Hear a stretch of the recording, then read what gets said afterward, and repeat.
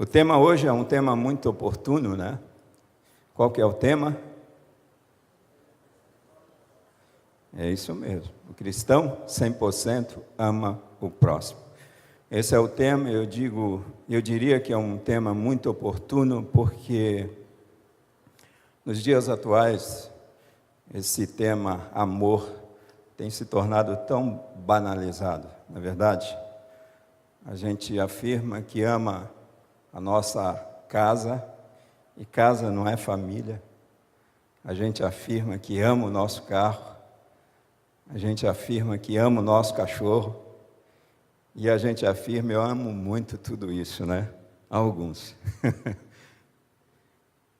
Mas que bom, vamos ver nessa noite o que a palavra de Deus fala a respeito desse tema, que é um tema crucial para nós, que é um divisor de águas na vida de qualquer pessoa, foi um divisor de águas na tua vida, o amor de Deus. E eu trouxe um texto que é o texto de Lucas, capítulo 10, e nós vamos ler do versículo 25 até o versículo 37. Amém? Eu sei que você conhece esse texto, e aí fica muito mais fácil para a gente trabalhar a exposição da palavra de Deus nesta noite. Então, abra a sua Bíblia, por gentileza, ou acesse a sua Bíblia. Muitos têm ela aí no celular, então você pode acessar. Só não deixa ir pelo caminho da rede social. Então, você vai comigo na palavra de Deus. Amém, queridos? Todos encontraram Lucas capítulo 10, do versículo 25 até o versículo 37, que diz assim: Eis que certo homem, intérprete da lei, se levantou com o intuito de pôr Jesus à prova e disse-lhe: Mestre, que farei para herdar a vida eterna? Então Jesus lhe perguntou: O que está escrito na lei? Como interpretas? A isto ele respondeu: Amarás o Senhor teu Deus de todo o teu coração, de toda a tua alma, de todas as tuas forças e de todo o teu entendimento, e amarás o teu próximo como a ti mesmo. Então Jesus lhe disse: Respondeste corretamente, faze isto e viverás. Ele, porém, querendo justificar-se, perguntou a Jesus: Quem é o meu próximo? Jesus prosseguiu dizendo: Certo homem descia de Jerusalém para Jericó e veio a cair em mãos de salteadores, os quais, depois de tudo lhe roubarem, lhe causarem muitos ferimentos, retiraram-se, deixando-o semi-morto.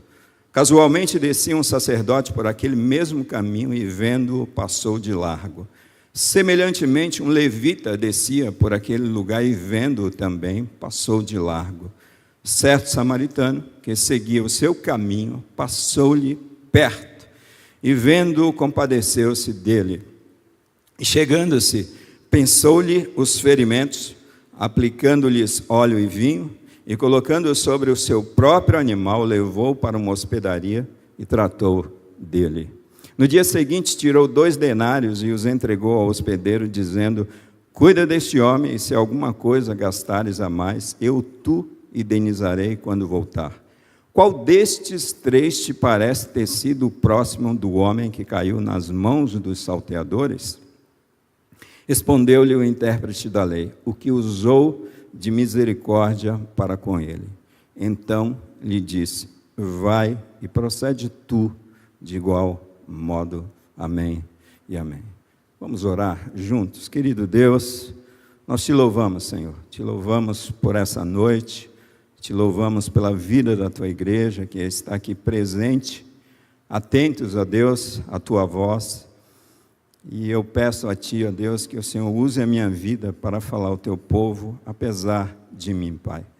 Que o teu Espírito Santo venha nos fazer compreender a tua palavra. E não somente isso, que o teu Espírito Santo possa abrir o nosso coração e produzir o intenso desejo de fazer a tua vontade, de aplicar esta palavra na nossa vida. Obrigado a Deus, porque o Senhor já tem falado conosco ao longo deste dia. E cremos que o Senhor falará mais uma vez através da pregação da Tua palavra. Fica conosco e nos abençoa neste tempo. É a oração que fazemos a Ti, Pai. E nós oramos no nome de Jesus. Amém e amém. Queridos, Jesus, ele conta aqui uma parábola, logo depois de ter sido colocado à prova por um religioso, por um intérprete da lei.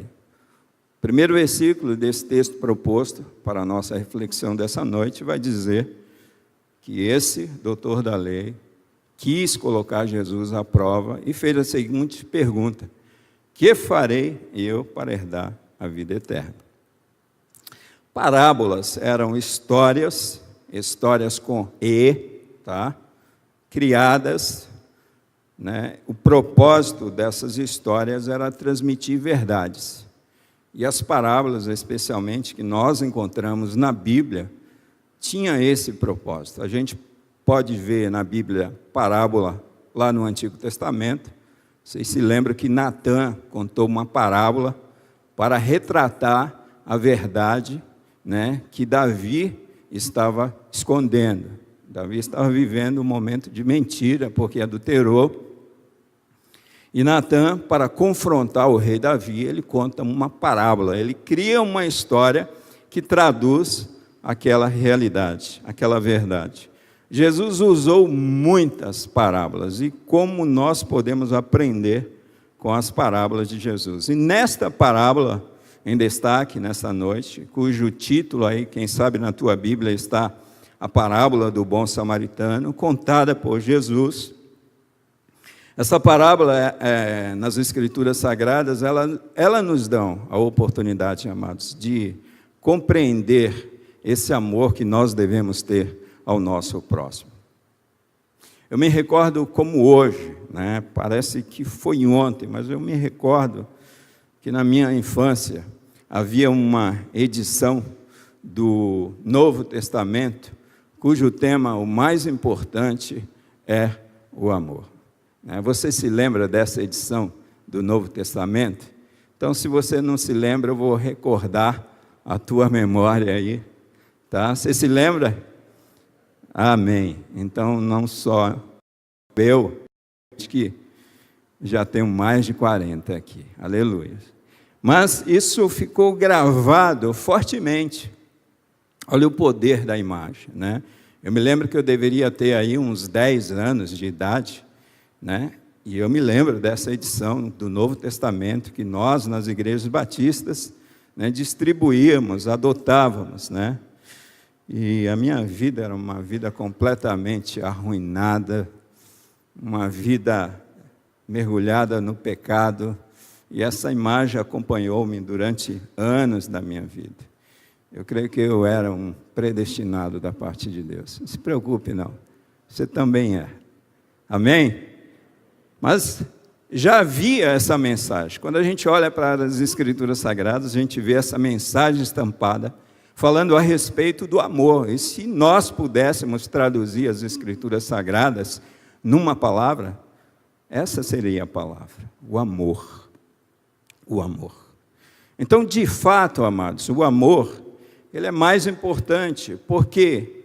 Porque somente o amor pode transformar a vida dos homens. O amor de Cristo expresso ali na cruz do Calvário transformou a minha história de vida, transformou a tua história de vida. E o amor que você tem derramado através da tua vida, na vida de tantas pessoas, tem mudado a história de vida dessas pessoas. Então, de fato, quando nós olhamos para uma mensagem como essa, o amor é o mais importante, de fato é, porque esse amor não é um amor simples, é um amor transformador, é um amor que muda a vida, é um amor que muda a história, é um amor que mudou a minha história de vida e um amor que mudou a tua história e que continua mudando a história de vida de cada um de nós. E eu quero, nesse primeiro momento, já saindo dessa introdução, trazer alguns conceitos aqui a respeito do amor, né? E eu quero começar dizendo o que o amor não é, tá bom? Então vamos começar a dizer o que o amor não é, para a gente entender um pouquinho mais. Então, primeira coisa, alguns conceitos que eu abri aqui, né? Você pode elencar outros, mas o amor, ele não é fruto das emoções, tá? Significa dizer que o amor não é um sentimento. E hoje, como essa questão do sentimento está em alta, né? Eu me lembro de uma música lá da minha adolescência, que dizia assim, ó, o amor não é um sentimento, não. Sentimentos vêm e sempre vão. E, de fato, os sentimentos, eles passam. Quantas pessoas prometeram coisas para vocês no calor da emoção, e quando se levantou da cadeira, já não era mais aquilo. A promessa foi para o ralo.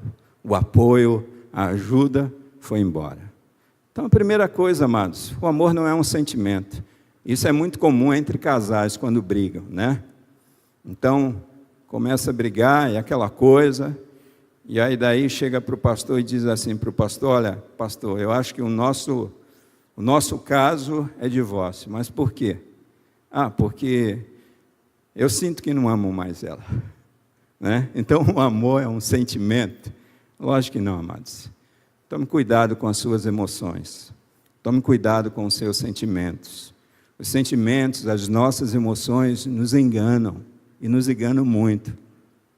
Segundo, o amor não é simplesmente fruto da razão.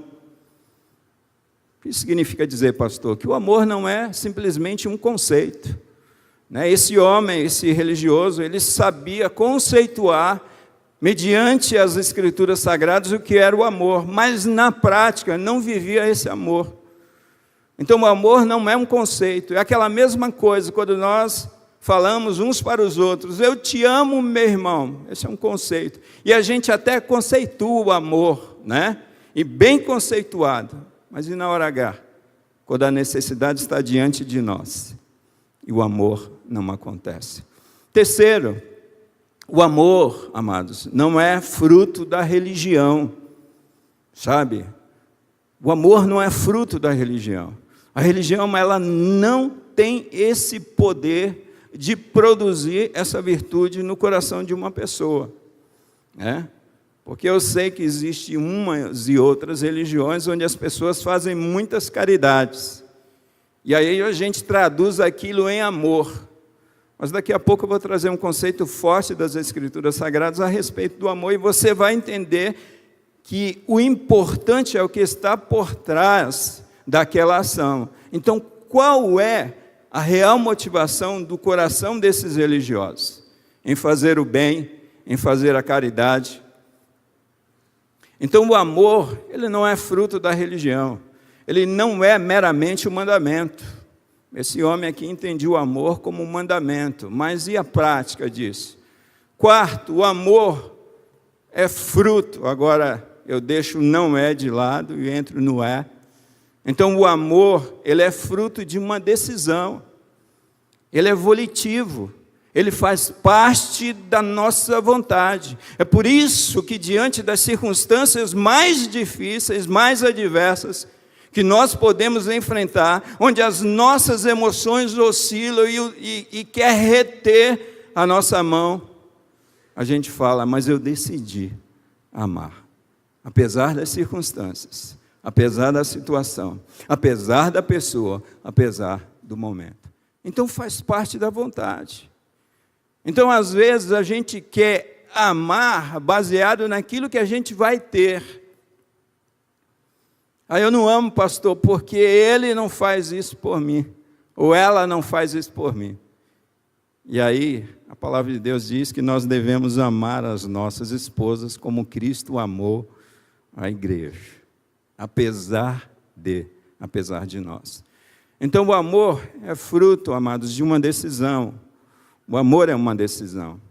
O amor é fruto do coração, e aqui coração não estou colocando a questão de sentimento, mas eu estou colocando a questão tratada nas Escrituras Sagradas, quando fala a respeito de coração, que fala a respeito de algo que vem das entranhas.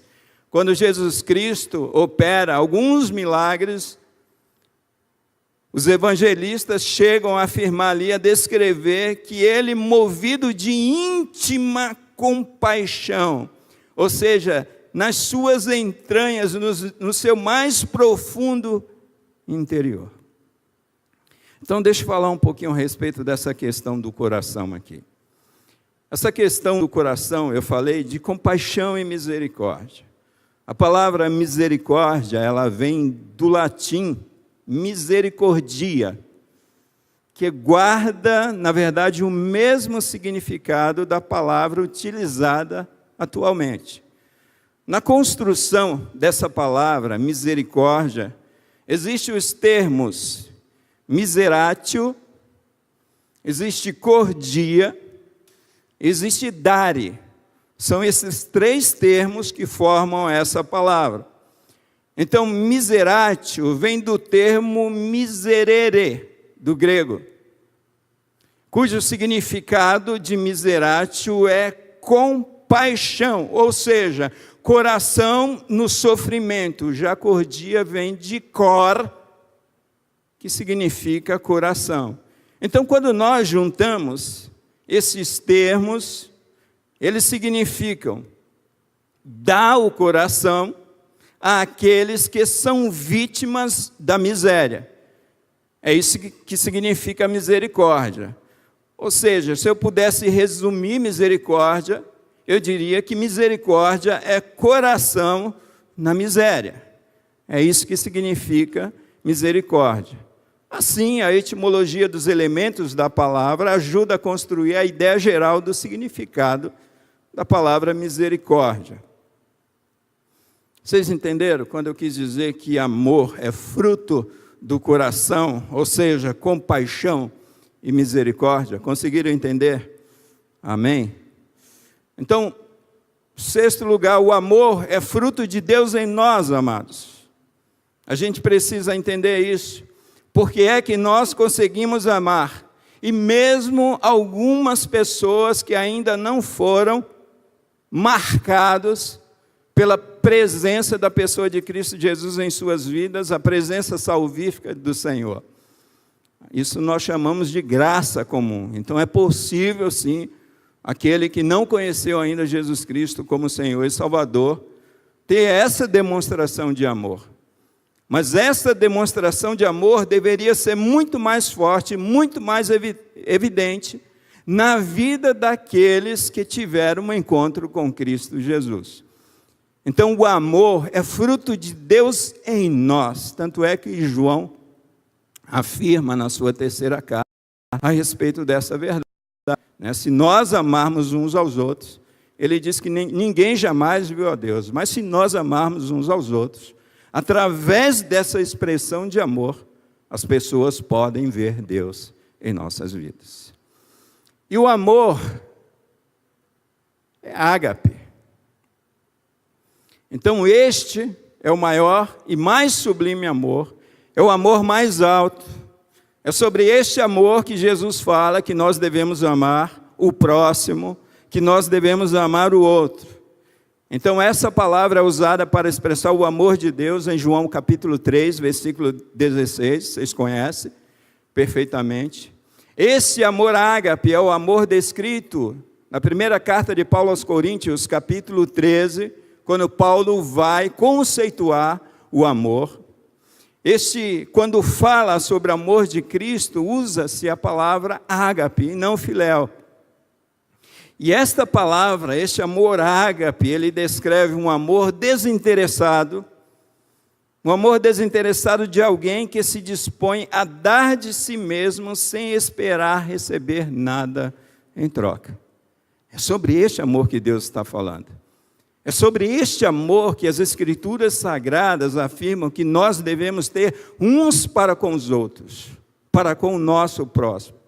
É o amor, amados, que leva alguém a oferecer a sua própria vida para salvar os outros. Mas a gente precisa entender um pouquinho quem é esse meu próximo, não é verdade?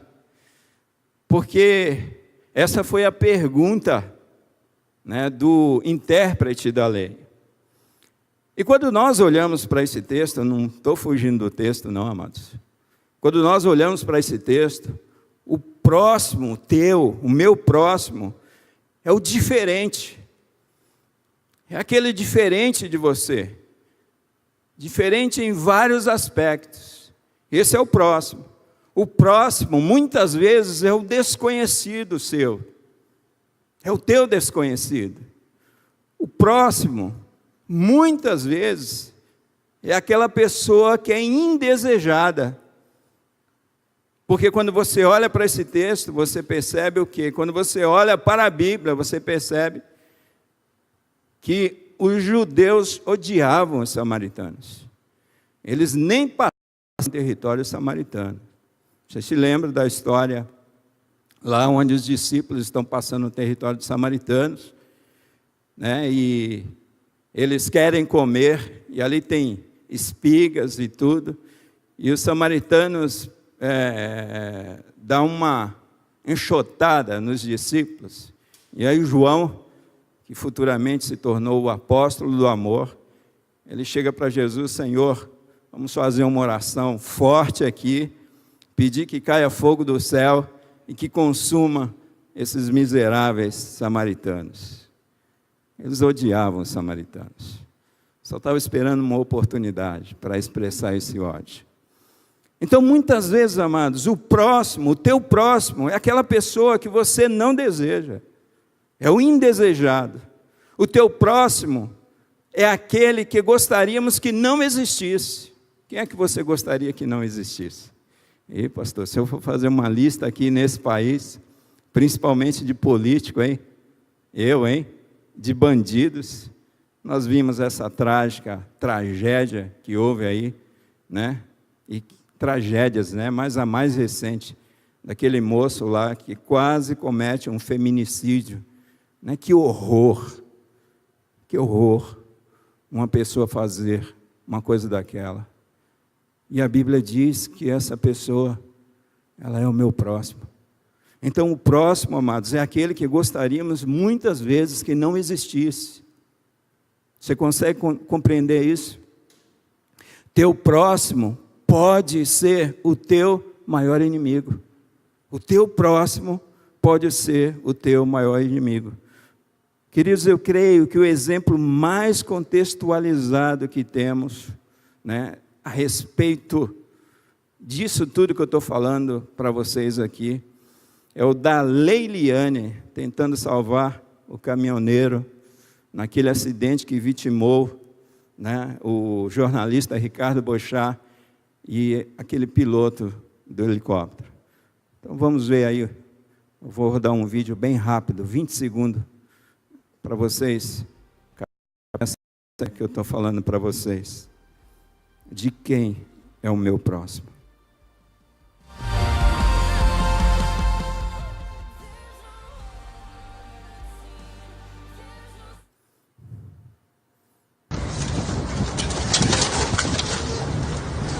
O cara tá bem. Você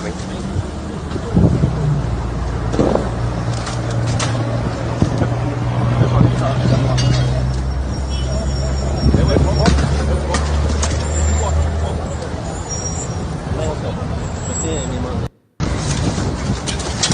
É isso aí. Obrigado. O cara tá bem. O próximo é o desconhecido, é o diferente, e poderia ser o indesejado. Eu quero falar para vocês agora, entrar bem nesse texto, e eu quero falar a respeito dessa demonstração de amor do samaritano. E esse aqui é o cerne da mensagem, é o cerne da nossa compreensão a respeito desse amor.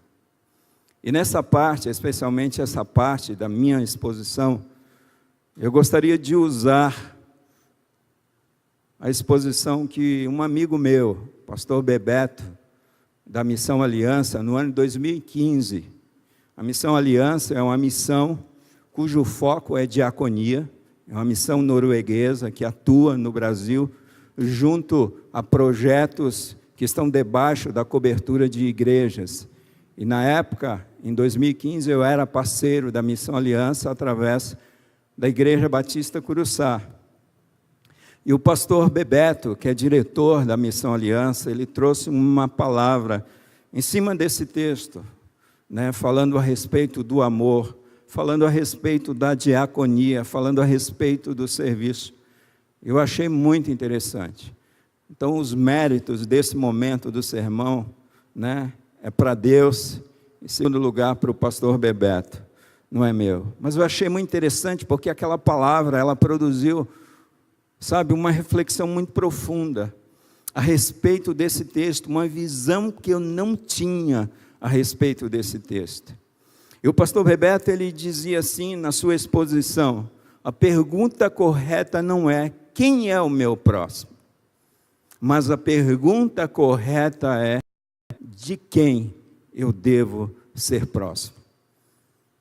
A pergunta correta não é quem é o meu próximo, mas de quem eu devo ser próximo.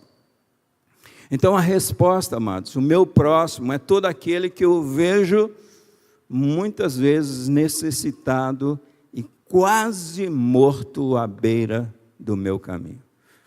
Esse é o meu próximo. É aquele que eu vejo muitas vezes necessitado. Não importa se você não tem identidade com essa pessoa.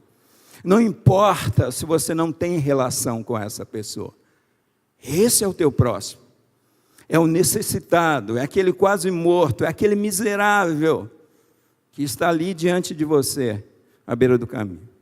Quando eu estava refletindo sobre esse sermão, me lembrei de uma época que eu estava ajudando um amigo a pastorear uma igreja durante um tempo, e eu estava saindo apressado de casa porque eu ia dirigir o culto naquela noite. Eu estava atrasado porque eu trabalhava fora, e no meio do caminho tinha um bêbado, e o bêbado estava lá na sarjeta, e eu olhando no relógio, estava em cima da hora, faltava 5 minutos para começar o culto, e eu estava ainda a pé ainda tinha uma boa caminhada, e aí Deus falou ao meu coração: você é sacerdote, levita ou bom samaritano? Amados, eu parei, peguei aquele homem, tirei lá da sarjeta, porque ele corria 2 perigos: de um carro passar e atropelá-lo ali, ele corria o perigo de chover e ficar debaixo de uma tremenda chuva. Então eu peguei ele, puxei, conversei com ele, coloquei debaixo de uma marquise, um local seguro, e eu fui rumo ao culto naquela igreja. E o culto foi uma bênção. Glória a Deus. Então, meu próximo é todo aquele que eu vejo muitas vezes necessitado, amados, carente, quase morto, arruinado, e ele está no meu caminho. Esse é o meu próximo. Então, o ponto de partida para a nossa compreensão não sou eu. Consegue perceber isso? Não é você que é o ponto de partida. Para você compreender quem é o próximo, é o outro, é o necessitado. E o pastor Bebeto, ele dividiu em 2 pontos essa reflexão dele. Primeiro, o amor ao próximo depende de visão criteriosa. O amor ao próximo, muitas vezes, depende dessa visão criteriosa. Se você observar o texto, você pode ir para a Bíblia, e você vai observar versículo 31, versículo 32 e versículo 33. Versículo 31, o sacerdote passa por aquele mesmo caminho e vendo, passou de largo. Versículo 32, semelhantemente um levita descia aquele lugar e vendo também passou de largo. E versículo 33, certo samaritano que seguia o seu caminho, passou-lhe perto e vendo, compadeceu-se dele. Quantos viram aquele homem? Todos. O levita viu, o sacerdote viu, e o samaritano também viu. Mas quem agiu? Quem agiu foi quem teve uma visão criteriosa da situação. E essa visão criteriosa, ela compreende o quê? A visão correta da realidade.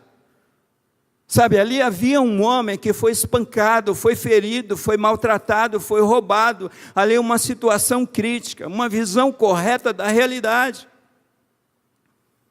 Quem sabe aquele levita, aquele sacerdote olharam, isso aí é um bêbado aí, que arrumou confusão um com o outro. Mas não viu a realidade daquele homem. A leitura crítica dos acontecimentos, olha, esse homem, ele precisa de ajuda, porque senão esse homem vai morrer. A perspectiva correta, a partir da qual se interpretam os fatos, amados. Essa visão criteriosa compreende também o conhecimento de causa. Então, por que é que muitas vezes a gente não se achega ao necessitado? Por conta dessa leitura que nós fazemos, da nossa visão distorcida, a respeito da situação, a respeito da necessidade, a respeito da pessoa. Então, a primeira coisa, nós devemos ter uma visão criteriosa. E quando nós temos essa visão criteriosa, a gente entende que o amor ao próximo, conduz a uma ação misericordiosa. Então, se você quiser anotar, a visão criteriosa e a ação misericordiosa, que tem tudo a ver com o quê? Coração. Esqueceram de misericórdia? Que é coração na miséria. Então, vamos ver aqui. Como é que nós podemos entender? E aí você vai mergulhar comigo nesse texto. Esta ação misericordiosa do samaritano.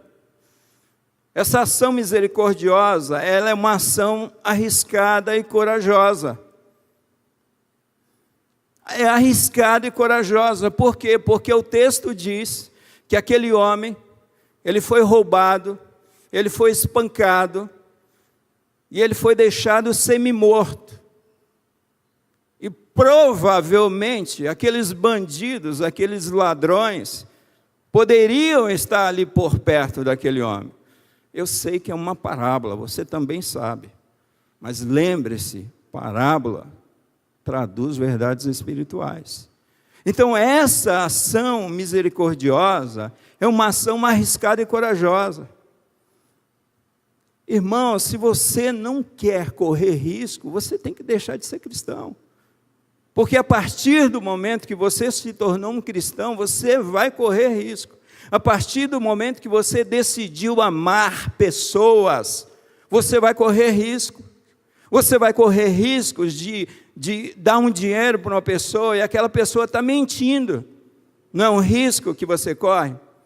Você vai correr risco de se propor a atender uma necessidade de uma pessoa e de repente essa pessoa mora numa comunidade perigosa e você vai lá, ajuda essa pessoa e ainda é assaltado.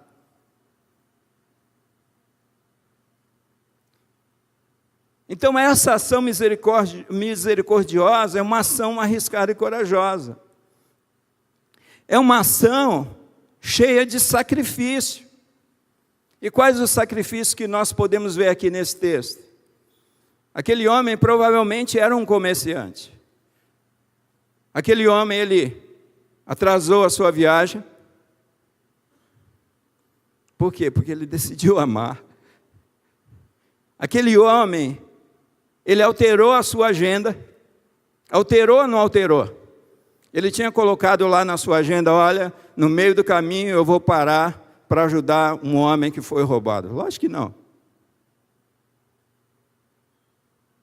Aquele homem mexeu no orçamento, mexeu no bolso dele.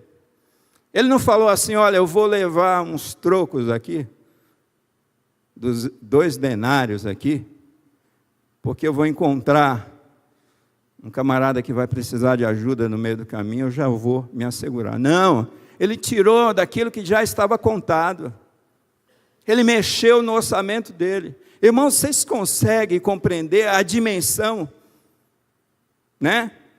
O que você corre, os riscos que você corre quando você se dispõe a amar, quando você se dispõe a abençoar a vida do outro. Então essa ação misericordiosa é uma ação cheia de sacrifícios. Ele atrasou a viagem, ele alterou a agenda, ele mexeu no orçamento. E quantas vezes a gente não quer mexer na nossa agenda? Eu corri o risco de não mexer na minha agenda naquela noite que eu estava indo dirigir aquele culto e pregar naquela igreja. Mas sabe o que eu fiz? Eu preferi que o culto começasse atrasado. E se os irmãos reclamassem, deixa eu reclamar. Eu sei que Deus não ia reclamar o meu atraso. Mas eu mexi na minha agenda. Irmãos, quantas vezes a gente está aqui, deixa eu traduzir isso em palavras simples para nós. Quantas vezes a gente está no meio de uma reunião e por alguma razão alguém precisa de carona. E aí a gente sabe que aquele irmão mora lá no extremo leste e a gente mora lá no extremo sul. Puxa, vai mexer com a minha agenda, vai mexer com o meu orçamento, vai mexer com o meu tempo. Vocês percebem? Essa ação misericordiosa também, amados, é uma ação qualificada. Olhem para o texto. Sabe o que esse homem fez? Vocês podem ver aí no versículo 34, a partir do versículo 34, essa ação qualificada do amor. Esse homem aplicou vinho sobre as feridas. Você sabe para que servia o vinho? O vinho servia para limpar os ferimentos. Qualidade. Esse homem aplicou o vinho. Segundo, esse homem, esse samaritano, ele aplicou óleo. Sabe para que servia o óleo? O óleo servia para aliviar as dores da ferida, ou das feridas, porque aquele homem estava muito ferido, ele estava quase semi-morto. Esse homem colocou faixas. Se você tem a NVI vai traduzir essa palavra meio que esquisita que eu tenho aqui na Revista Atualizada, quando diz pensou-lhe os ferimentos. A NVI vai dizer que ele colocou faixas nas feridas. Então, para que servia as faixas? Servia como um curativo, para proteger ali, para não infeccionar, para não pegar a bactéria, para proteger. Esse homem, ele colocou, depois de fazer tudo isso, colocou aquele homem machucado, ferido, necessitado, em cima do seu próprio animal. Ele foi a pé e ele colocou o homem em cima do seu próprio animal. O animal servia como um transporte, ele arrumou um Uber, um 99, um serviço particular aí, de chofer. Esse homem levou esse necessitado para a hospedaria, amados. Olha só os movimentos que esse samaritano vai fazendo em direção ao outro. Ele levou para uma hospedaria, serviço de hotel, e hotel 5 estrelas. Mas não é somente isso. O texto diz que ao levar para a hospedaria, este homem ainda tratou. Significa dizer que ele prosseguiu com os cuidados com aquele homem. Então essa ação misericordiosa para com o outro, a gente percebe aqui nas Escrituras Sagradas, que não foi uma ação qualquer, mas foi uma ação qualificada, foi uma ação de qualidade, foi um amor de qualidade derramado sobre a vida daquele homem necessitado. Amado, será que a gente age dessa maneira, de acordo com a necessidade do outro? Ou será que a gente faz de qualquer maneira? É interessante que quando a Bíblia diz para a gente servir uns aos outros, a gente deve fazer com excelência, porque nós estamos fazendo não para o outro, nós estamos fazendo para o Senhor. Então essa ação misericordiosa é uma ação qualificada desse homem. Essa ação misericordiosa é uma ação solidária e sem preconceitos. Você parou para pensar nisso? Porque eu poderia ter preconceito com relação a esse homem, eu poderia ter preconceito com relação àquele bêbado, eu poderia levantar 1001 questionamentos no meu coração para reter o quê? Ajuda, para reter o amor, para reter a minha mão. Então é uma ação solidária, amados, sem nenhum tipo de preconceito. Esse samaritano se aproximou do necessitado, ele não questionou raça, ele não questionou cor, ele não chegou diante daquele homem e perguntou assim: olha, qual que é a tua confissão religiosa? Você é crente? Você é crente batista? Batista da Convenção Batista Brasileira? Batista da Igreja Batista Boas Novas? Não. Esse homem não questionou a confissão. É sem preconceito. Esse homem não questionou a denominação. Eu estou ilustrando para vocês entenderem que muitas vezes a gente vai levantando preconceitos na nossa alma, no nosso coração, e isso impede que eu ajude o outro, que eu me aproxime do outro. Esse homem não estava preocupado com a formação cultural daquela pessoa que estava ali. Esse homem não estava preocupado com méritos, se aquela pessoa que estava ali necessitada, se havia méritos. Sabe, se ele não estava preocupado. Esse homem não estava questionando qual o teu time do coração. Se tu for corintiano, tu vai ficar à beira do caminho. E aí, São Paulinos? Então, amados, essa ação solidária deve ser sem preconceitos. Quantas vezes a gente sabe que o outro é uma má pessoa, e a gente sabe que está precisando, está diante de nós e a gente não ajuda. Quantas vezes a gente sabe que o outro pensa da maneira diferente da qual nós pensamos. Essa questão, a própria questão da confissão de fé. Quantas barreiras nós temos?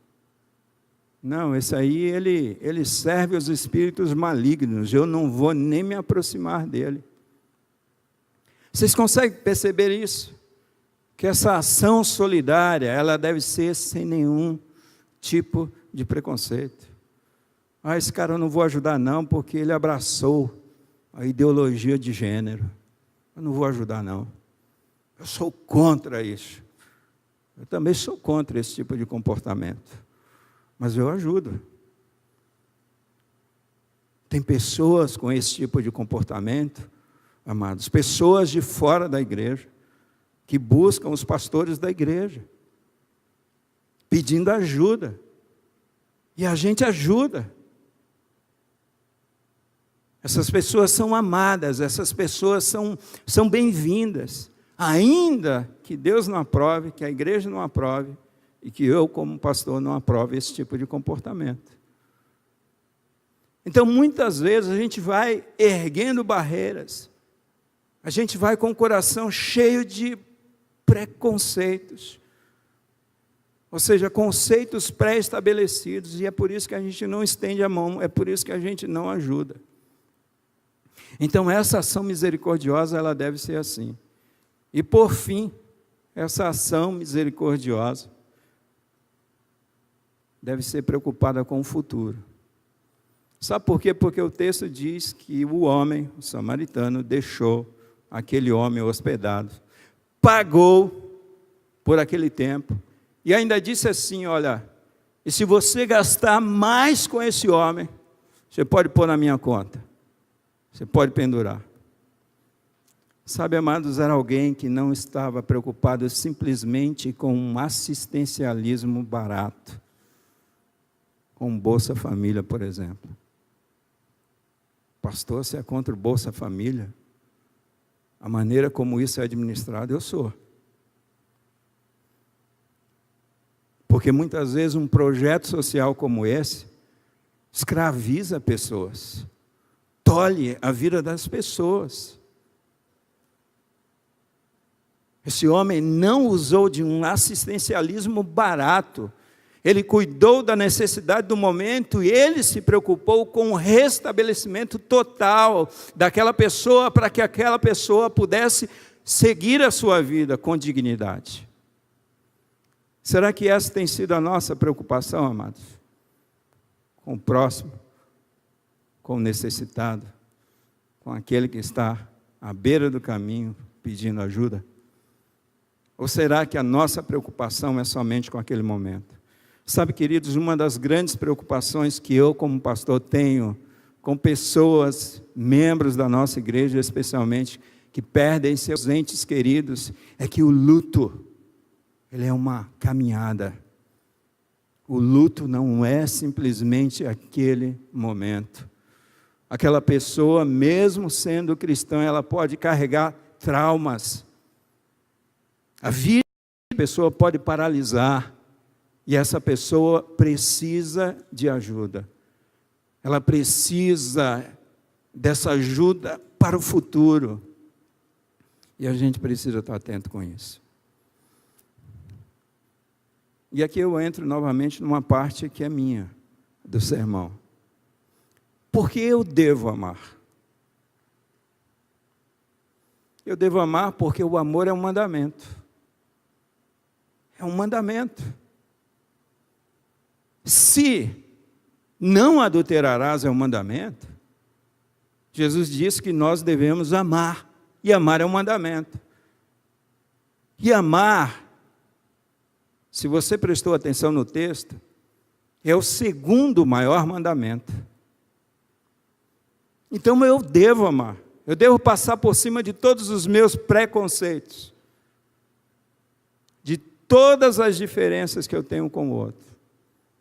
E eu preciso amar. Segundo, eu devo amar porque Deus nos amou em Cristo, amados. Sabe? Deus nos amou em Cristo, você foi amado. E a Bíblia diz que Deus prova o seu amor para conosco em que Cristo morreu por nós quando nós éramos bonzinhos, santos. Não, a Bíblia diz em Romanos capítulo 5, versículo 8, quando nós ainda éramos pecadores. Eu fui amado por Deus, você foi amado por Cristo, você foi perdoado.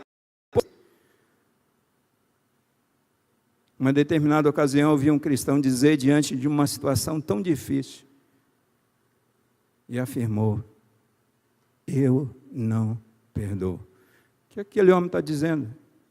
Eu não amo. Terceiro, eu devo amar porque faz parte do DNA cristão, amados. Faz parte do nosso DNA, assim como a santificação faz parte do nosso DNA. Não tem como fazer o contrário, não tem como fazer um movimento contrário a uma necessidade, a uma carência.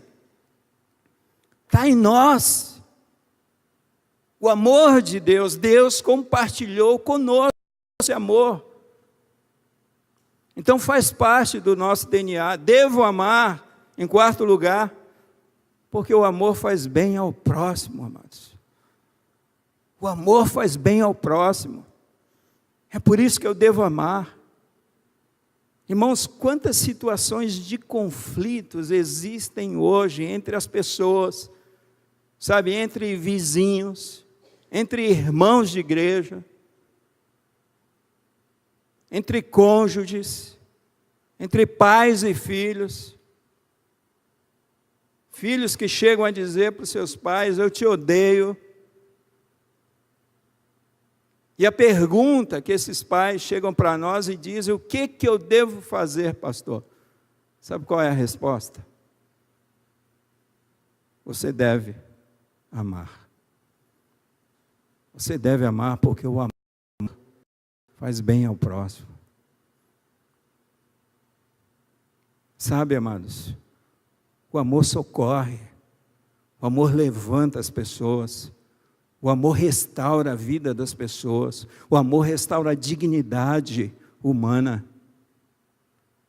o amor transforma, o amor mostra que aquela pessoa de fato, ela tem valor para Deus, ela tem valor para você, ela tem valor para a igreja de Cristo. O amor gera vida.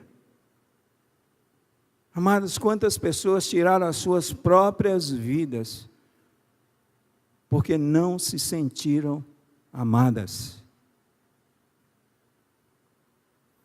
Por que devo amar, pastor?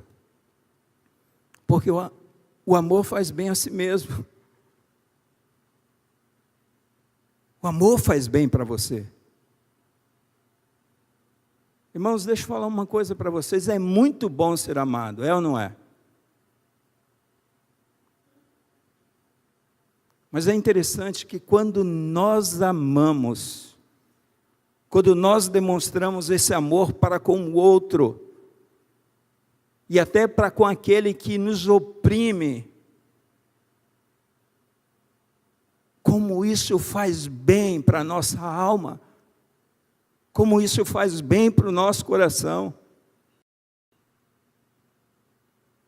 Então, qual que é o caminho que nós devemos tomar? Se não amar. As pessoas que estão deixando de amar, estão vivendo as suas vidas amarguradas. Amarguradas. Eu quero concluir com os 2 últimos versículos. A gente está chegando ao final. Os 2 últimos versículos não, versículo 28 e versículo 37, parte B, perdão. Versículo 28 diz assim: então Jesus lhe disse, respondeste corretamente, faze isto e viverás. Jesus perguntou, como tu interpretas a lei? Então, resumindo aqui, amarás o Senhor teu Deus e amar o teu próximo como a ti mesmo. Vou fazer um resumo bem rápido. Aí Jesus disse para ele, olha, respondeste corretamente. Agora, faze isto e viverás. E no versículo 37, na parte B, então lhe disse, vai e procede tu de igual modo. Amado, Jesus está afirmando que amor é atitude concreta. É o que Jesus está afirmando. É por isso que esses 2 versículos devem saltar aos teus olhos. Sabe que a gente sai daquela teoria que muitas vezes nós abraçamos, amados, e nós sabemos de cor, e nós conceituamos, e nós abrimos a nossa boca e nós falamos, mas não agimos. Pelo contrário, muitas vezes, as nossas atitudes depõem contra as Escrituras Sagradas. Então Jesus está dizendo, olha, sai da teoria, cara. Vai para a prática. Sabe, para de falar que ama. E ame de fato.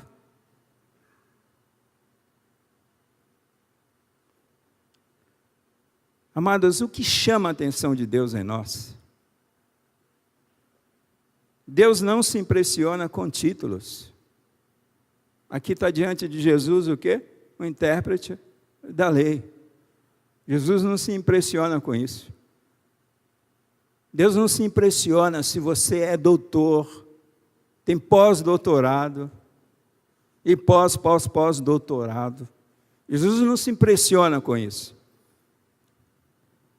Deus não se impressiona com funções. Aqui tem sacerdote, aqui tem levita. Isso não impressiona o coração de Deus. Deus não se impressiona pela função que eu exerço na igreja de pastor. Deus não se impressiona com performance religiosa. Ele não se impressiona se eu canto alto, se eu ergo minhas mãos aos céus, se eu tenho uma voz maravilhosa. Vocês perceberam aqui, né? Eu cantei um trechinho aqui do amor não é um sentimento. Pastor como cantor, é melhor pastor. Então Deus não se impressiona com a nossa performance religiosa. O máximo que a gente pode com a nossa performance religiosa é chamar a atenção do outro. que está do teu lado, não de Deus. Deus não se impressiona com ortodoxia. Esse homem tinha o quê? Uma compreensão correta das Escrituras Sagradas. Jesus se impressionou com isso? É lógico que não. Jesus disse, olha, você respondeu muito bem. Agora só falta uma coisa. Você precisa viver tudo isso aí que você falou. Porque senão isso vai se perder. Isso não vai transformar. Então Deus, amados, Ele se impressiona com o amor. Com o amor. Então ame. E ame sempre. Ame apesar do outro. Ame apesar do momento. Ame apesar das circunstâncias. Ame apesar da oposição. Acima de tudo, ame. Querido Deus.